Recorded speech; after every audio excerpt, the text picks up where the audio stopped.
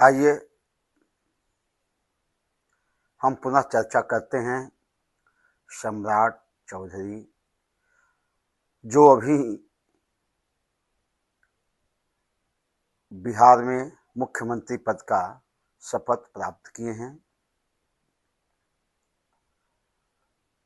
इनका जीवन जब से राजनीति में आए हैं विवादों से घिरा रहा है। ये विवादित राजनेता रहे ही हैं।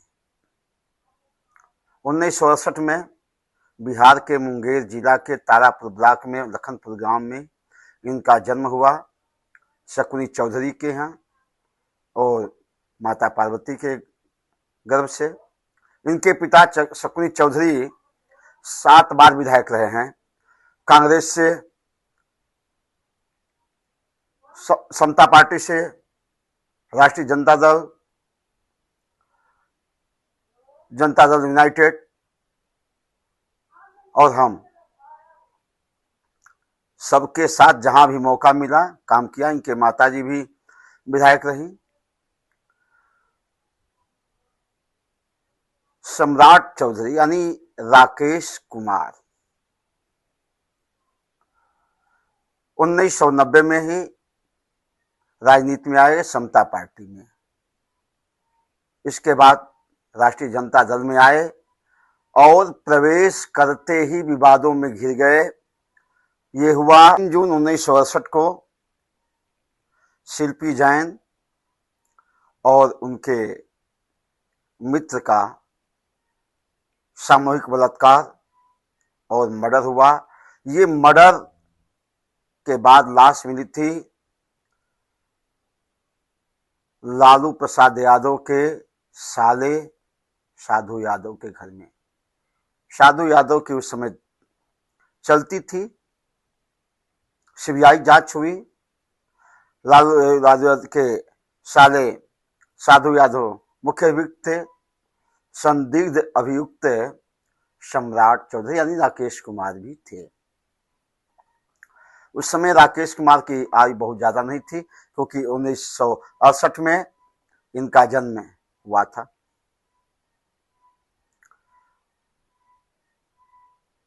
सीबीआई जांच हुई लेकिन सबूत के अभाव में छूट गए। इनाम मिला राजद में। राबड़ी देवी ने इनको मंत्री बना दिया। उस समय किसी भी सदन के सदस्य नहीं थे। ये विवाद गहराया। सबसे कम उम्र के मंत्री का तत्कालीन राज्यपाल सूरजभान के पास गया मुद्दा। उनके हस्तक्षेप से आखिर इनको अंत में इस्तीफा देना ही पड़ा। ये हट गए। फिर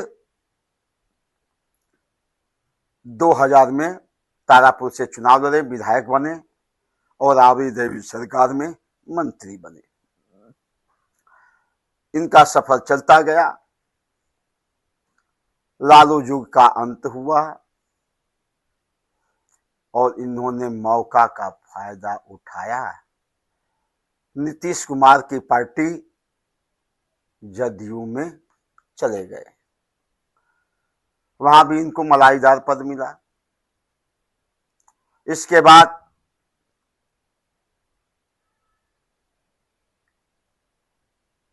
जीतन राम मांझी मुख्यमंत्री बने। उनके कार्यकाल में भी इन्होंने मंत्री पद की शपथ लिया। इसके बाद जदयू में रहते हुए जीतन राम मांझी के हम पार्टी का सहयोग किए। बाद में भारतीय जनता पार्टी में 2017 में शामिल हुए। जनता पार्टी के उपाध्यक्ष बने, बाद में अध्यक्ष भी बने। दूसरा विवाद इनका आता है इनकी शैक्षणिक डिग्री के विषय में। चूंकि हलफनामा में ये डिलीट हैं और भी डिग्रियां हैं, लेकिन विपक्ष और नीतीश कुमार भी इनकी डिग्री पर हमेशा सवाल उठाते रहते हैं। कहते हैं लोग कि 7वीं फेल है, क्योंकि एक बार इन्होंने गलत एफिडेविट को अफिडेविट पढ़ दिया था। इस पर बहुत ही इनकी किरकिरी हुई कि अनपढ़ मंत्री है। तीसरा विवाद,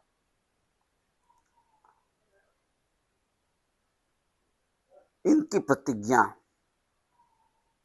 2022 में इन्होंने केसरिया साफा बांधा और संकल्प लिया कि जब तक मैं नीतीश कुमार को गद्दी से हटाऊंगा नहीं, तब तक मैं साफा उतारूंगा नहीं। समय बदला, 2024 में पुनः नीतीश कुमार ने भाजपा से गठबंधन किया और सम्राट चौधरी उप मुख्यमंत्री बने। तब जाकर के इन्होंने 2024 में अयोध्या में सरजू नदी के किनारे साफा को उतारा। क्यों? कि नीतीश कुमार अब भाजपा के सहयोगी बन गए हैं। इसके बाद एक विवाद आया, भूमि विवाद। अभी फिलहाल में भूमि विवाद चला है, खूब चर्चा में रहा है, जिसमें बहुत ही सख्त तेवर रहा सम्राट चौधरी का। लेकिन कुल मिलाकर के सम्राट चौधरी जब से भाजपा में आए हैं, भाजपा का हित ही हुआ है, भाजपा की सीट संख्या बढ़ी है, भाजपा का उत्थान ही हुआ है, इसमें कमी नहीं हुआ। और पांचवा विवाद है दल बदल। इन्होंने कई पार्टियों में यानी कि ये सत्ता के करीब हमेशा बने रहे। इनके पिताजी ने भी यही किया, इन्होंने भी यही किया।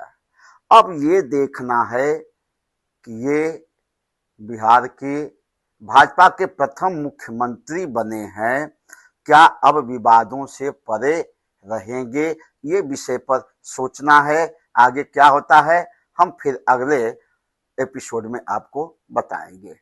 आप हमारे चैनल को सब्सक्राइब कर लें ताकि ऐसे घटनाएं, ऐसे विषय पर हम आपको अपना एनालिसिस कर सकें।